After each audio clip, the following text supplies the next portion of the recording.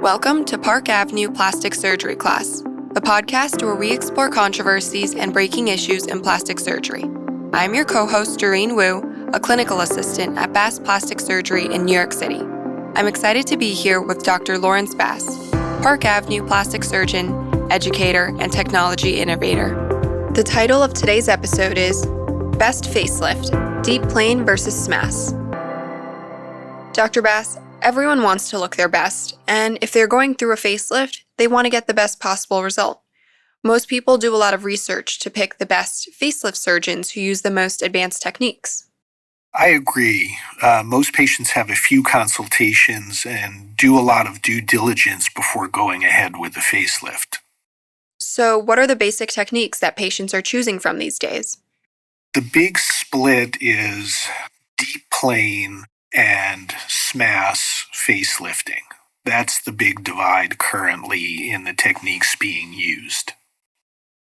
Give us the rundown. What is the history of how we got to these two techniques? Facelifting, which is over 100 years old, started as skin-only facelifts, and back in the 1960s, facelifts were still skin-only facelifts. A little more dissection was done over a larger area, but just a space being opened up between the skin and the deeper tissues so that the skin could be tailored flat. Starting in the 1970s, dissection deep to the skin started to be done as part of the facelift, and this was SMAS lifting. And SMAS stands for subcutaneous musculoaponeurotic system. So it's basically the muscle and connective tissues in layers that are under the skin and under the subcutaneous fat that's just under the skin.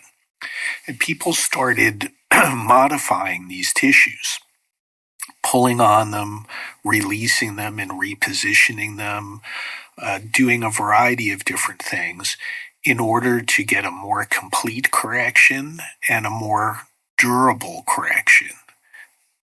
And that worked out in large measure, and by the 1980s, many surgeons, not all, but many, were performing SMAS facelifts for most of their facelifting.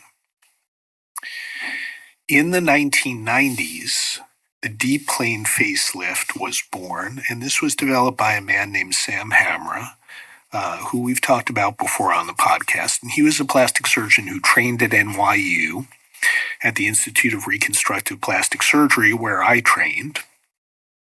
Although he trained some time before I did, and was practicing down in Dallas. And there was a lot of attention in the 1990s on ways to boost the cheek and get a more complete correction of the nasolabial fold, that fold between the cheek and the upper lip.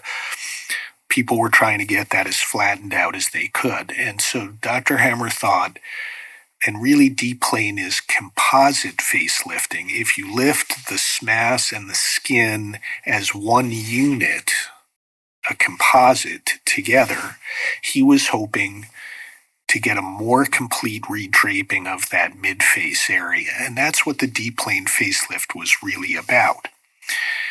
Now, since that time, there was a lot of study of the deep plane, and the deep plane has evolved in some ways to reduce some of the nerve injury risk and some of the swelling and recovery time.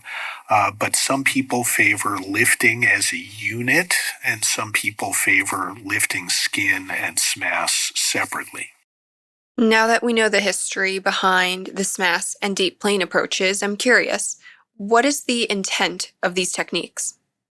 So the intent is always to get the most youthful appearance possible, the greatest correction of all of the features. But as I said, deep plane was really focused on mid-face correction and the advantage of maybe getting that more completely corrected, where SMAS techniques were developed both for mid-face and the neck, and there have been some more recent developments in what's called deep plane neck work, although that's really part and parcel of what's been done with SMAS techniques over time. So the intent is to get those areas corrected the best way they can. What do you do in your facelifts, Dr. Bass, and why do you take that approach? So I was very well trained because Dr. Hamra trained at NYU. He would come up every year and lecture and demonstrate with live surgery. And so I'm trained in deep plane techniques as well as SMAS techniques. But most of the time, I do a SMAS technique in my facelift, and it's what I think of as a multiplanar SMAS. In other words, we're lifting the face in multiple planes: the skin, the connective tissue in the cheek area, the connective tissue in the jowl area, the superficial muscle, the platysma muscle, which is part of the SMAS in the neck. And each of those components can be both positioned and shaped individually. And I kind of feel that gives more flexibility. And we know as the face ages that different parts of the face shrink and descend differently from each other. So I feel that better allows correction of what needs to be done in each individual zone rather than being compelled to move everything as a mono unit or composite. Can you talk about some of your unique modifications to the technique and why you choose to do them? So one change in the face as we age is a loss of projection. We're shrinking, losing bone, muscle, and fat volume, and skin and connective tissue is sagging. So that tends to flatten the face. And the classic skin pulling techniques and pull in more of a backward direction tends to accent that flattening effect. So modern facelifts tend to involve a more vertical component of lift, at least at the skin level. But in addition to that, rather than pulling tissues in a straight line direction, I like to rotate the tissues into position because that allows greater flattening in areas that you wanted, like the jowl area, while accenting the projection in areas that you want and have lost projection with aging, like the cheek area, which flattens out over time. Rotating that into position helps shape the face, accent the projection, and restore youthful shape. No two patients' faces are the same, which in turn means no two facelifts are the same. What kinds of variations are made for individual patients? That's a great question and really a critical issue. You said it exactly right. No two faces are the same, and no two facelifts should be exactly the same. Your facelift needs to be customized to your individual facial features. So this involves a lot of considerations. So, for example, sometimes we're fat grafting along with lifting and tailoring the skin.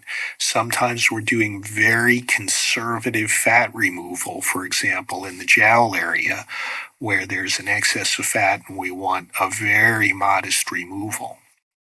Sometimes we add a chin implant to alter the angle of redraping and get better leverage on the redraping.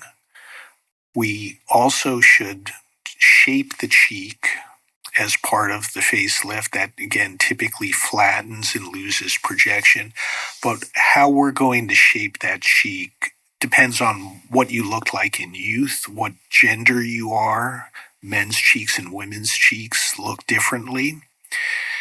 What your ethnicity is and your basic facial shape. So that's all going to vary what you're going to try to produce. In the neck area, there's a lot of variation in what you do to tailor the muscle layer in the neck based on what's giving you a good response, what what that person's neck anatomy is, their bone anatomy, and looking at their muscle dynamics when they animate.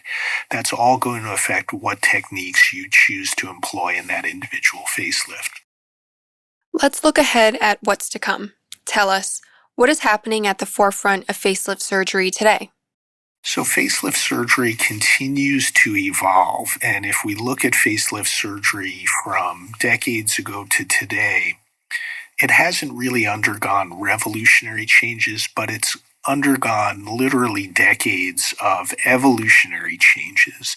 And these changes continue today. So people are working on further incision reduction. So the incisions are shorter. They're shorter now than they were in the 1980s. But they're looking at other ways to further reduce incisions. People are looking at ways of limiting dissection to more focused areas rather than a broad-based dissection. And they're looking at improved correction in the neck with advanced muscle division techniques and muscle repair techniques. And there's also a lot of examination of ways to minimize recovery time, for example, looking at ways to minimize bruising with the procedure so that recovery time is shortened. Lastly, Dr. Bass, can you give our listeners some parting takeaways from this episode? Well, we said in the title, best facelift is a D-plane or SMAS, but both approaches can achieve excellent results in experienced hands. There is no best in that regard. Each surgeon has refined what they do to get excellent results, and an experienced surgeon who has refined his or her technique and customizes it for each individual patient, that's more important to a great result than the textbook application of technique X or technique Y. So overall, you need an experienced surgeon who carefully assesses your needs, who plans with your concerns in mind, and customizes the plan for your features. Not a cookie-cutter facelift, but a custom facelift.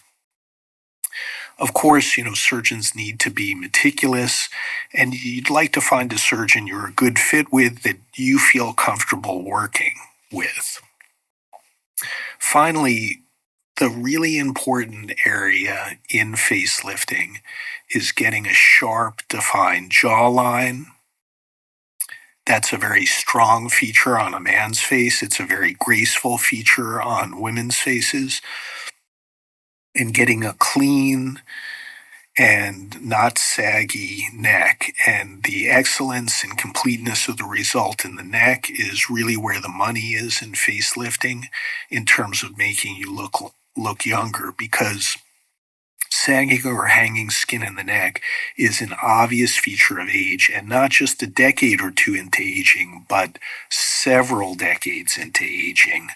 And so cleaning that area up, which I believe is the focus of SMAS techniques and the ability to do that zonally and multiplanar, is really what the excellent facelift is all about. Thank you, Dr. Bass, for sharing your insight and expertise with us about techniques in modern facelift surgery. Thank you for listening to the Park Avenue Plastic Surgery Class podcast. Follow us on Apple Podcasts, write a review, and share the show with your friends. Be sure to join us next time to avoid missing all the great content that's coming your way. If you want to contact us with comments or questions, we'd love to hear from you. Send us an email at podcast@drbass.net or DM us on Instagram @drbassnyc.